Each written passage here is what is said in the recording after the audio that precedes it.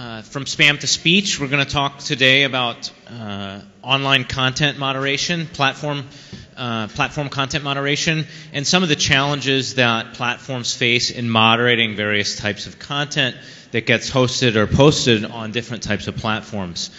I'm going to take just a minute to set the context for this and also use this as an opportunity to introduce our panelists. I was actually first exposed to this topic by one of our panelists, Emma Llansó, actually drew my attention to this topic several years ago in some of the public policy discussions that were going on in this area surrounding hate speech, terrorist speech, copyright, and so forth. And I was really intrigued by some of the problems that she talked about and that I think you'll get to hear about in this panel today. And I started to think about what the technical problems were that platforms faced in this type of automated content moderation. Since then, a lot has happened, both in the policy and legal space, as well as in the technical space, both in terms of automated detection and moderation of various types of online speech.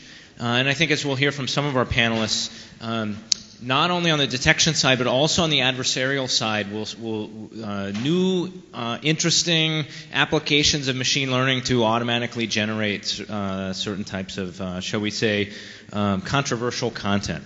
So I've mentioned a little bit about how I was first exposed to this topic. Let me start with introducing Emma Llansó, who's second from your left. She's head of CDT's. She's head of this Center for Democracy and Technology's Free Expression Project. They work to promote law and policy that support users' free expression rights online. She's done a lot of work in advancing speech protective policies, in legislative advocacy, and so forth, and also develops the organization's content policy, develops content policy best practices for internet content platforms in the industry at large.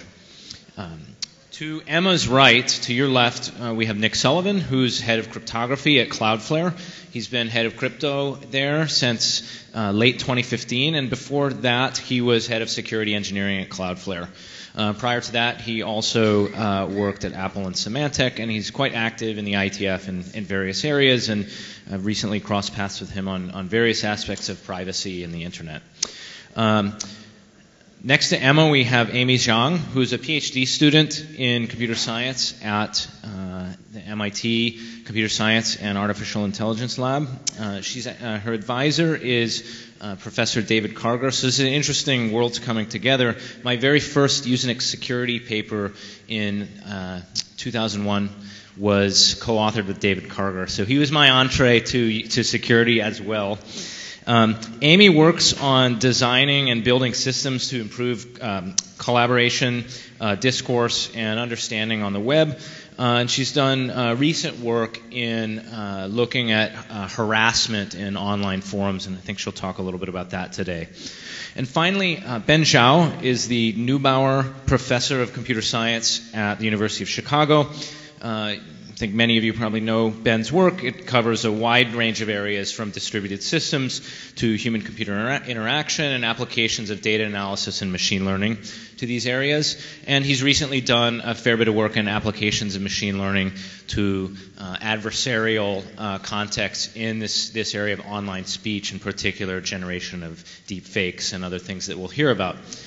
So without further ado, let's turn it over to the panelists. I'm going to ask each of them to speak for about 5 minutes, and then we'll open it up for some questions. If you don't have any, I've got a list, but hopefully we're going to have a very active discussion in our 45 minutes that we have. So I'd like to start with Nick over there to talk about some of the challenges that infrastructure and platform providers face in this area and the different types of speech and content that they try to moderate. Sure, thanks for the introduction. There are massive challenges faced by content platforms in terms of moderation online, and these can be handled in-house if you're talking about a very large content platform with sufficient resources, and in doing so, you can review it with an automated system, or more likely, you'll have a human-driven system for detecting and also dealing with abuses.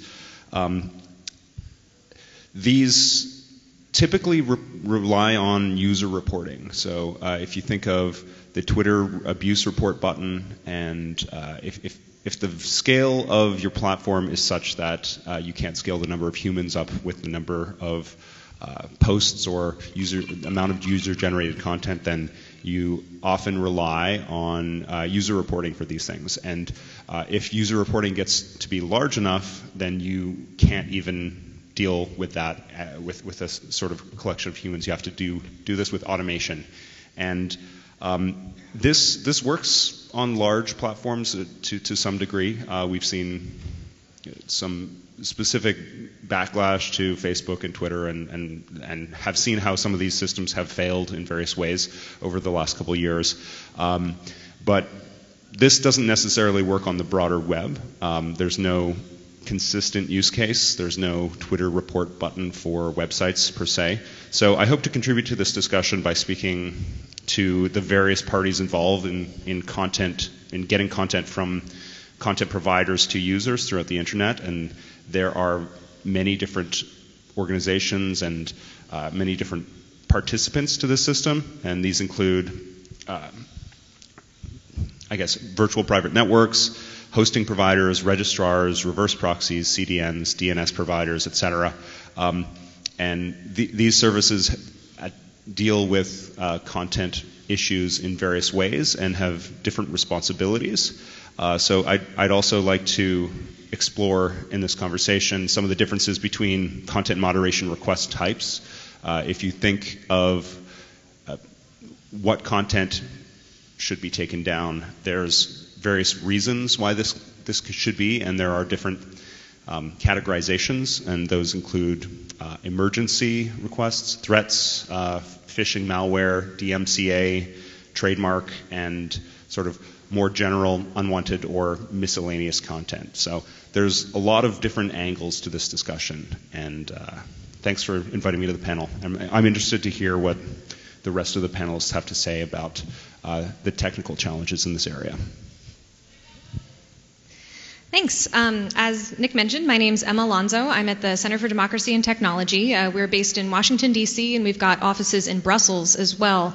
And my work as kind of an advocate for freedom of expression online deals a lot with kind of understanding what are the political and policy motivations that are pushing policy making, here in the U.S., in Europe, and trying to get the best information possible in front of policymakers as they're deciding, what kinds of regulations to pass, what kinds of laws to craft, but also what kind of best practices private companies who are also dealing with these problems can pursue.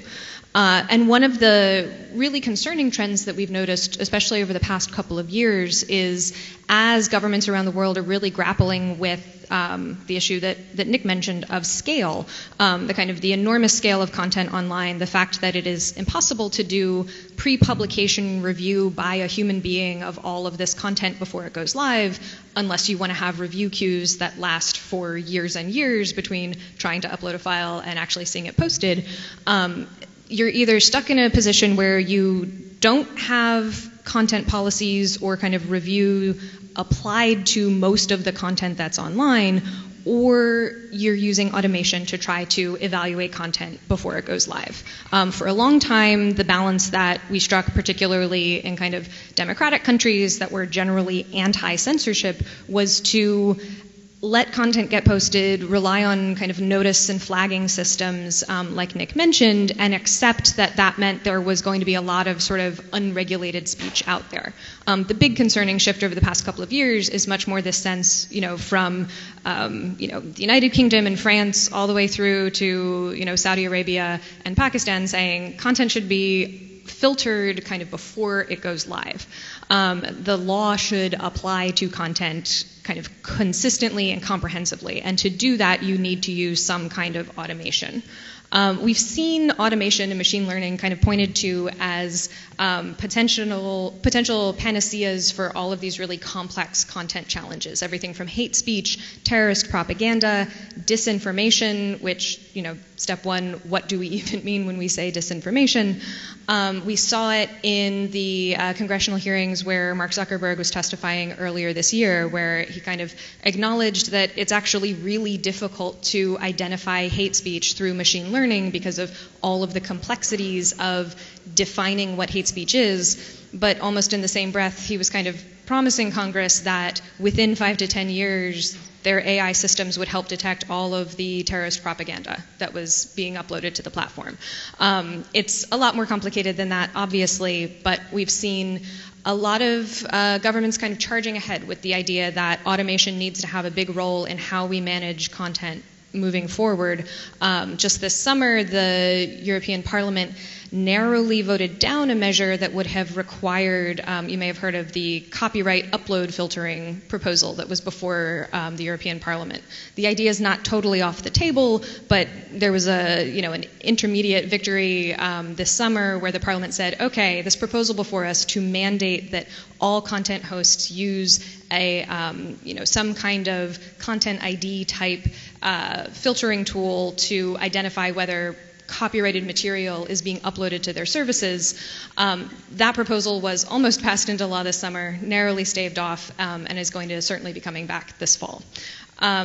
So one of the projects that CDT has been working on is trying to describe in a lot more kind of precision and detail what is and is not possible with different types of machine learning tools and technologies. It's very common for everything to sort of get lumped in under the big broad umbrella of AI and really lose any of the nuance that helps you differentiate between, the kind of automation that we've been using in spam detection and mitigation techniques for decades, from things like natural language processing to image detection to hash matching in many different types of technologies. So we put together a survey of kind of the latest research in natural language processing, kind of taking the frame of a lot of governments and companies and people are interested in the concept of like a tool that could find all of the hate speech or toxic speech on a platform, to try to walk people through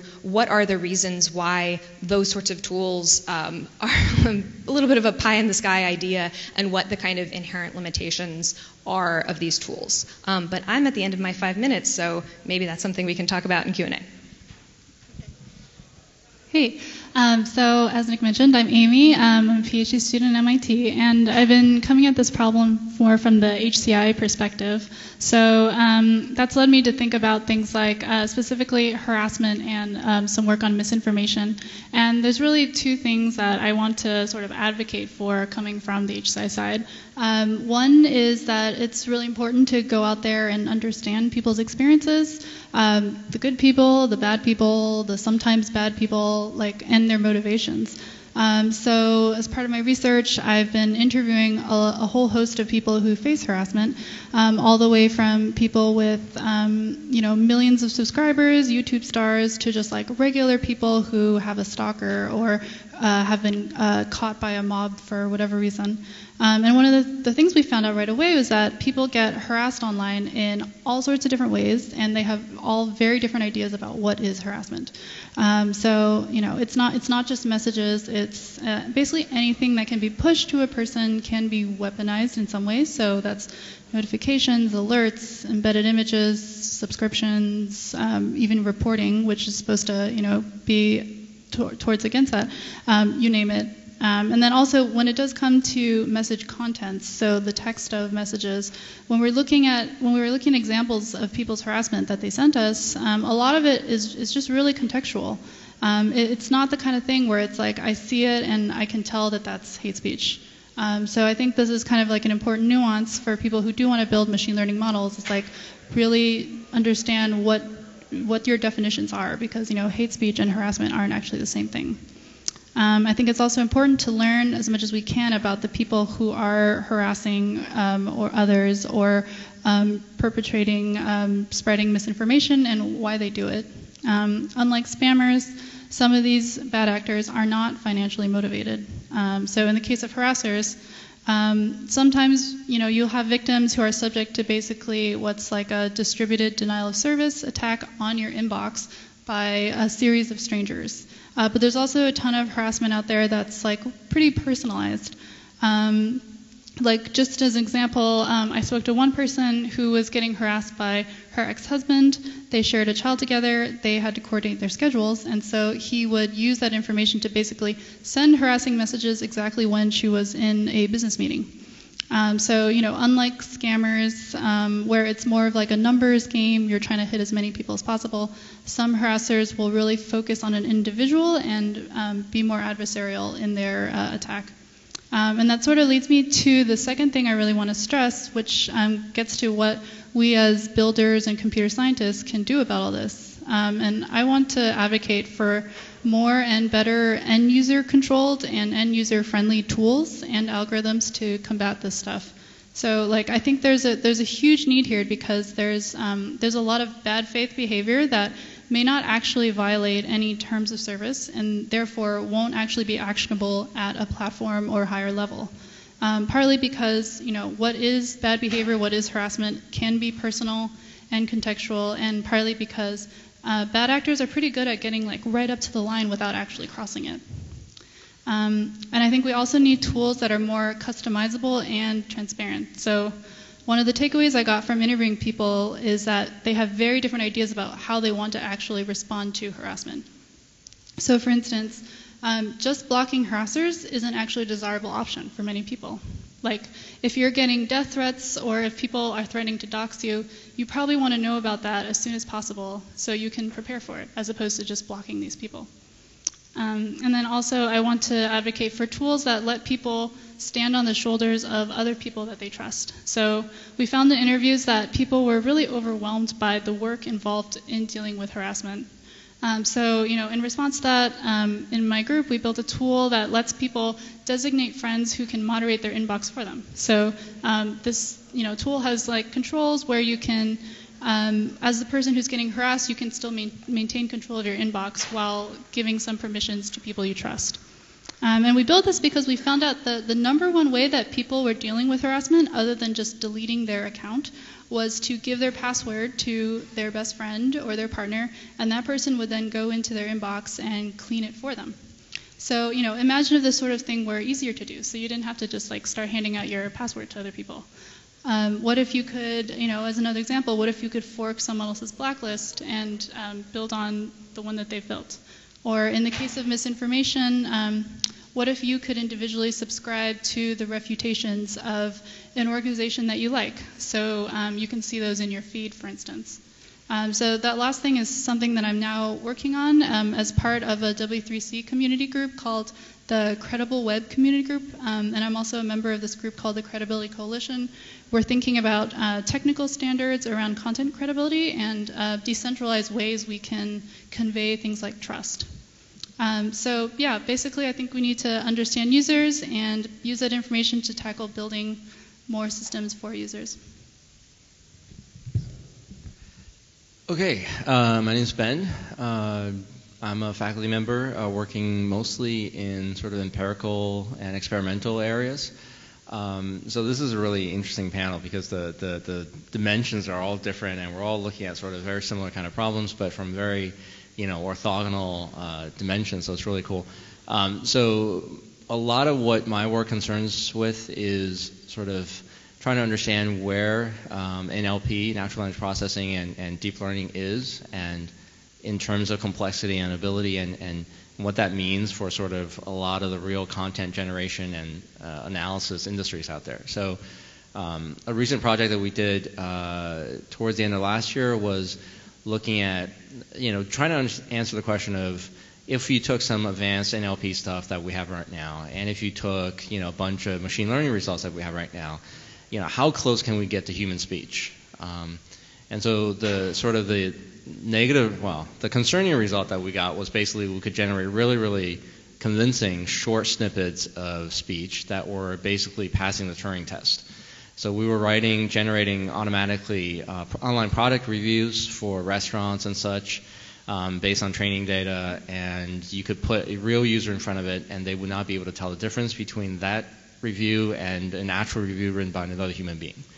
Okay, so it was passing those level of tests, but it was also to the point where they thought that it was as helpful as other real reviews, and so actually convincing and changing people's minds.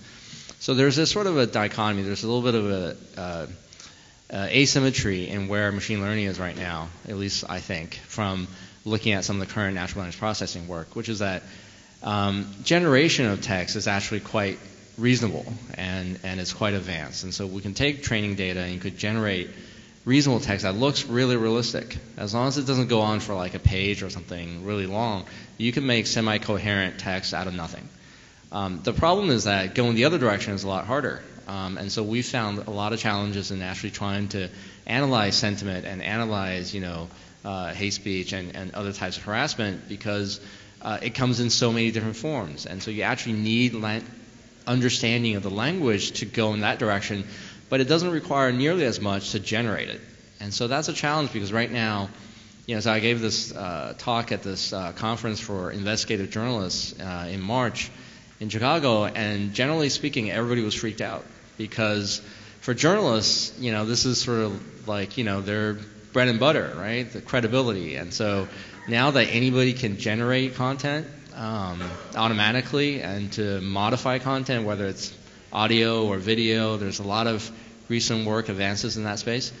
How do you believe an anonymous source who sends you a content snippet and you have no idea whether it's machine generated or actually recorded, of someone, versus some of these new audio things where you've seen Obama say things that he obviously didn't say, and so on. And so, there's a real challenge, I think, coming ahead for all of us, because from the security community, one of the obvious things is things like, can you imagine a phishing attack, right? So phishing attacks today, you can get a phone call in the worst case, targeting, elderly relatives and saying, oh, your, granddaughter so-and-so is lost south of the border, send money now. But it would be a lot more convincing, a lot more scary to have that phone call be accompanied by a video of that relative speaking in their own voice, telling the relative, no, grandma, I'm really, I really am lost, or you got to send money, that kind of stuff. So real implications for security. And right now, there are no good answers from where I sit. Machine learning seems to not be able to detect bad content nearly as well as it can generate it. So that's my concern. And so that's some of the space I'm looking at. Okay, I think we have about 15 minutes or so I'd encourage people to line up with questions if they have them. And while folks are thinking of their very good questions, I'll pose one to the panel. I think we heard some really interesting points here about what makes this problem so tough. There's huge scale, there's context, the problems of context. We're getting more powerful adversaries, and also there's the use of data to do like very fine-grained targeting, whether that be disinformation or harassment. So it's actually large scale, and also in some cases very, very small scale. I guess I'll throw it to the panel. Like, what's the current state of the art in terms of, like, say, machine learning's ability to detect any of this? And pick your favorite, like disinformation, copyright, hate speech, terrorist speech. How good are automated algorithms at doing any of this? Which ones are they good at? Which ones are they bad at? And how close are we to where we need to be? I'll start with Nick, and then I'd be interested in all the panel's comments, but a follow-up would be, people are writing laws about this, so I would be interested in to hear Emma's thoughts on that with respect to the state of the art. Right, so how close are we? I think not very close. I think if you talk about the narrow corners of this problem, we're very, very far away from having a generalized solution.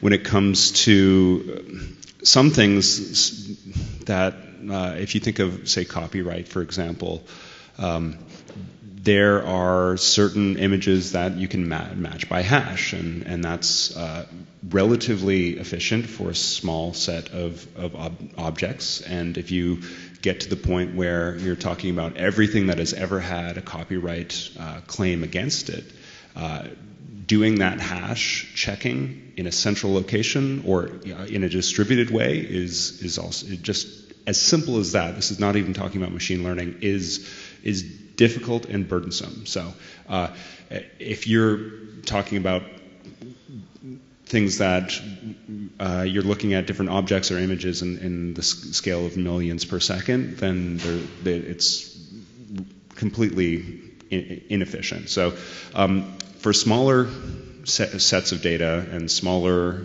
sets of data to match against, you can do the most basic things, but compared to the cost of, say, so I work at a content delivery network, and every millisecond counts. So if you're transferring data through the network, any additional process that you have to do that is in line is detrimental to the performance and the bottom line. So it's very difficult to, without any a priori knowledge of things or some sort of input queue, to be able to do these general checks that actually handle very difficult problems in line and efficiently. Right, I think a big part of the answer to the question is in part about like how do you define the problem that you're trying to answer, how do you define, what kind of content, what kind of tools or techniques. When we looked at natural language processing aimed at identifying things like hate speech or toxic speech, we found a number of different surveys and meta-surveys looking at using different off-the-shelf tools, some of which were workbench tools where you buy this particular product and then train it on the data set that or the kind of data that you were hoping to identify. And in a trained tool, we were seeing results of 75 to 80% accuracy as far as identifying novel speech, and how well did that agree with what the annotators who'd coded the training data set would have said. Tools that were purely out of the box, use them off the shelf, were, I think it was something around 56 to 58% accurate, so in a lot of ways pretty much no better than a coin flip.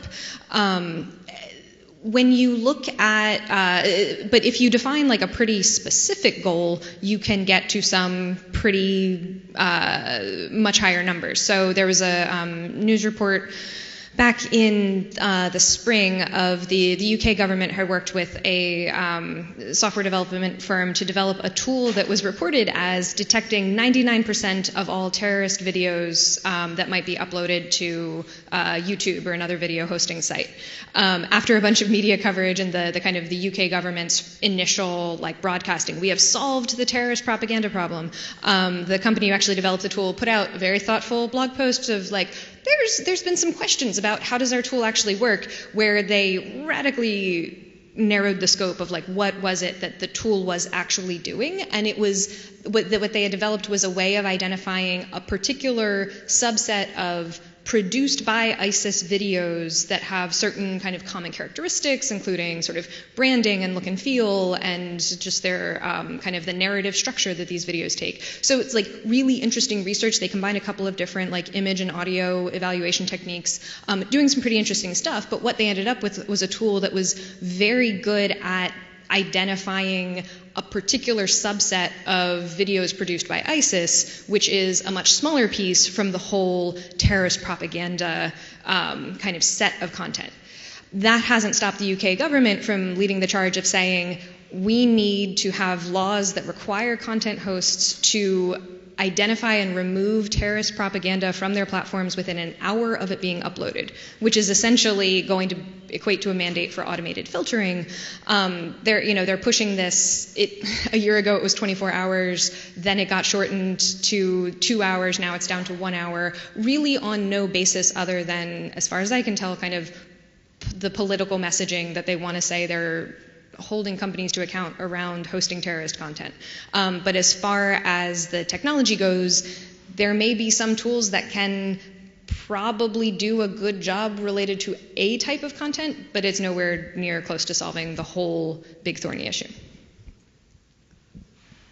So when it comes to like toxic content detection, the one that I know of is Perspective, which is by the Google Jigsaw project, and I think that one's actually in use right now at the New York Times for moderating their comments.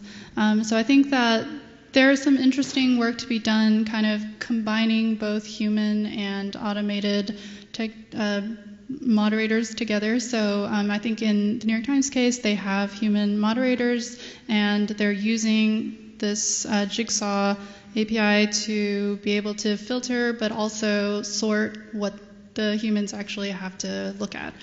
So that helps to prioritize their time. I think with all these things, accuracy is a big problem, but I think another issue is one, bias, and then also transparency. So it's difficult for a user right now to understand if they're breaking the rules because they don't know what the rules are in some case, and they don't know whether it's going to be triggered by an algorithm or not. And if they are, and it's an error, maybe it's a false positive, then there's not really any recourse to deal with that.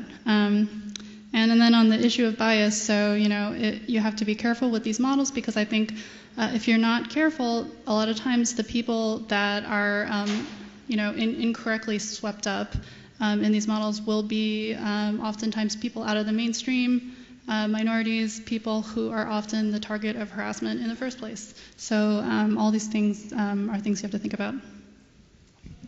Thanks. So I'll finish up by saying, at least from where I stand, the technical solutions are really, really far. So certainly from a practical constraint, from HCI constraint, there are all these other things that you would like the solutions to have: transparency and applicability and real-time application. But just from a pure analysis standpoint, data-driven analysis standpoint, we are so far away from actual understanding of speech and intent. Beyond just keyword filtering and simple structure. And that's assuming that we're just targeting people who are inadvertently saying things and they're not going to be reactive or adversarial. You put a terrorist or someone who's intent on passing a message, hidden or otherwise, and it becomes order of magnitude harder. So I think we have no hope within the next year or two of addressing those type of adversarial attacks. But certainly I think we can maybe start to scratch the surface of just regulating speech from a normal sort of people who don't necessarily intend to be adversarial. Great. So with the remaining time, let's open it up for questions. Yeah, thank you very much that we can talk about it here. I would like to know, is the whole thing we are doing here, except maybe for terrorism, a countermeasure for a symptom which is generated by our society? So don't we just contain something from society in technical boundaries, and does it make it really better? Or should we not just only contain this problem, but also address them by giving these people help? Because frustrating or be angry or something like this, we're not gone by you are not allowed to post something here. So what are your thoughts on this topic? I know some of you are a technical person, but maybe you have to. No, I mean that's exactly the right question to ask. And from my perspective, the kind of trying to control the online content piece of issues like hate in society is not where I would prioritize public policy focus or kind of taxpayer dollars, because, as you say, it's like that is often a symptom of other issues that could be more meaningfully addressed much closer to the source. Now, on the other hand, there are certainly, and as Amy's been talking about online harassment as a component of content moderation that's received a lot of attention, and there, I think there's certainly something to be said for the failure to address issues like harassment or hate speech online can also have real consequences for people, for their participation in public life, for their ability to express their opinions and ideas on platforms. So, it's not to say, as a free speech advocate, it's very easy for me to say, exactly right, we shouldn't be focusing on censorship at all. There is really something important in holding especially gigantic content platforms to account for the content moderation that they do and don't do and how that affects different populations of people. But as far as regulators focusing on national security and fighting terrorism, arguably the online content piece of it should not be the top priority. Hi, thank you. So I think this is a great panel. Again, I work in this area daily, and I build tools and technologies to try to help companies protect themselves and individuals. Could everyone identify themselves? Sure. My name's Sam Small. I'm with Zero Fox. We're a local company. So we're actually pretty good sometimes at identifying these things very quickly, and we bring them to the door of the content providers or the content delivery networks, et cetera. And then you don't hear anything. And you can bring all of, NCIS with you. I have every artifact, and I have every trademark and every copyright document, et cetera, et cetera. And obviously this goes, I think, across that. There's a lot of different areas here, whether it's, fraud, hate speech, cybercrime, malware delivery, et cetera. There's all these things, and they're all nuanced, et cetera. But you touched on this thing earlier. You talked about this law of, where everything maybe has to be down in an hour. And I can tell you, and as I'm sure everyone on the panel knows, like that just does not happen. Like that's the mean time to respond is way beyond that. However, I am curious, Emma, on your opinion, and Nick as well, coming from Cloudflare. Is there a future where there is something akin to an SLA of sorts when it comes to these things? And how do you see these things working? Because obviously, again, given the ephemeral nature of social networks, the impact and the risk is highest closest to posting time. And so if you take down something, 2 weeks later, if it's a phishing link or if it's something that's damaging to someone's reputation and isn't true, the damage is already done by and large. So I'm just curious what you think about, like, what do you think, is there something better than we'll get to it when we get to it, which is essentially what we have today, if they get to it? Yeah. Sure, yeah, I think one of the challenges is actually getting a hold of the parties responsible, and this is an issue that we deal with sort of daily. The reports come to Cloudflare, and they're forwarded to the contacts that Cloudflare or whatever the content delivery network is, whatever the middle layer is that is not actually hosting the content, but is the public face of it in a way, or at least if you're doing a who is lookup or something like that, you'll see somebody, because it's the part of the infrastructure that's actually closest to the visitor, the eyeballs. So actually forwarding that along is a relatively non-standard process, and it depends on the hosting provider, and it depends on the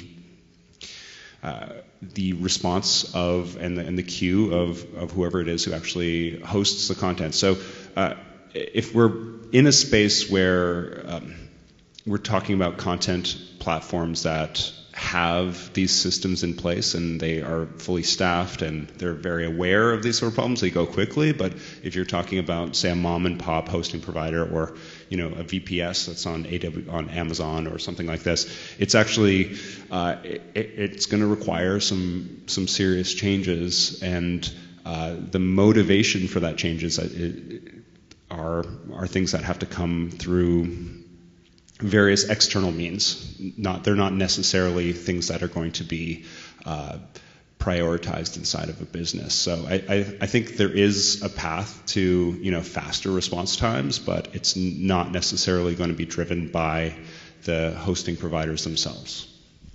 Are you calling for regulation here? No, but I think, to your point about, market pressures aren't going to solve this problem for us necessarily, because companies have managed to scale up hugely without necessarily bringing their content moderation practices along. But to try to be really quick, I could see kind of a couple different paths potentially for content moderation writ large going forward. One is the keep hiring more and more people to do more and more content moderation. So, Facebook's going to have 10,000 more people by the end of the year. You could see that path leading to a point where half of the world is employed doing content moderation of everybody's speech. Maybe that's not the ultimate goal for humanity. You could see a path where it's okay, let's automate all of it. It's going to be error prone, but we'll agree to some kind of acceptable error rate. And if you're in the already marginalized community who's going to bear the brunt of that, well, you were already marginalized anyway. I don't think that's a great answer either. So what I'm hopeful for is that we can focus on what are the ways to, through technology and law and policy, identify what's really the top priorities for platforms to be focusing on. How can they identify what sorts of things to prioritize from a platform centralized enforcement perspective? So things like child pornography or true threats of violence, things where that imminence that you were talking about are really, really important, and have much more of what Amy's talking about of tools devolved to to users, so that we can do the kind of more fine-grained shaping of our online experience that we want, and recognize that prioritizing the worst of the worst or the most imminent issues is really where the resources of the content host should best be prioritized. All right. Hi, I'm Kurt Thomas. I'm a research scientist at Google. And so I think it's great we have this call to action in the community for what can we do? But from both a policy perspective, I have a question on, let's say, does this expose companies to something more? When you start to look, does that put you on notice, and what's the risk there? On the same side, given the interdisciplinary nature of this, we're in the abuse or security community, there's a lot going on HCI. Where are the places we should be looking and having these conversations so that those who want to be part of this, we can learn from the lessons that are happening? So policy and how do we collaborate? On the law and policy side, just on the law and policy answer, the question of legal risk depends very much on the legal system you're in. So here in the U.S., currently under Section 230 of the Communications Act, which protects content hosts and other intermediaries very broadly, for the vast majority of content, except for things that might be related to prostitution, there's no additional liability, even if you have actual knowledge of particular content on your services. That all did just get much more complicated as of this spring when Congress amended Section 230 to create a new, very vague crime of facilitating prostitution. So that's a little bit in question even here in the U.S. Fortunately, the EFF, Human Rights Watch, and the Woodhull Foundation are challenging that law, so we'll see how the lawsuit plays out. But yeah, in a lot of legal systems, particularly thinking about the European context, it's a notice and action protection from liability. So if you are intermediary and you're notified of potentially illegal content on your services, then you risk liability yourself unless you take action against the content. So the question of how much do you want to inspect material and do proactive policing is very much tied up in this. And whenever you kind of shift into that more notice and takedown sort of system, the risks of doing proactive inspection, certainly increase. Yeah, and then on the question of how to collaborate better, I think there's just a ton of energy and interest in these topics. You just have to sort of get out of the space you're in and find those people. So yeah, in the past couple of months, I've gone to journalism conferences, I've gone to policy events, and other academic areas that are interested in this area. So and at these events, it's tons of people from all different spaces, and I think that's where you have to go to really understand the problem better. Okay, we're just about out of time. I just wanted to, so sorry to the folks who are waiting in line. I wanted to just wrap it up, give people a chance on the panel to have one last word. So I'm going to end with a multiple choice question. Are we going to muddle along in the content moderation space, or maybe we'll see an advance? And what do you think is going to, if we see an advance, so muddle along is a choice, is it going to be, what's going to push us forward or create the inflection point? Is it regulation? Is it market forces, like some differentiator? Is it some public catastrophe? Is it advances in machine learning? Is it some public outcry? So quick, just one phrase answer. What do you think is going to happen next? We'll start at the end with Nick. Muddle along. I think Europe's going to regulate something, and that'll have a big impact. I think we need all the above, and I guess that's muddling along, but I think it's the right way. Great. Yeah, I think we'll muddle along, but I'm hopeful that regulation will kick in from Europe or elsewhere to make an impact. Okay, thanks. So thanks to all our panelists. I should say we were very fortunate to have people from really all disciplines on the panel here contributing a wide range of perspectives, and I think we're really fortunate to have the real thought leaders in this area. So I learned a lot from the panel. A lot of these folks have shaped my own views, opinions, and sort of insights on this problem, and I hope you all learned a lot as well. So let's thank the panelists for their time and for sharing their thoughts with us.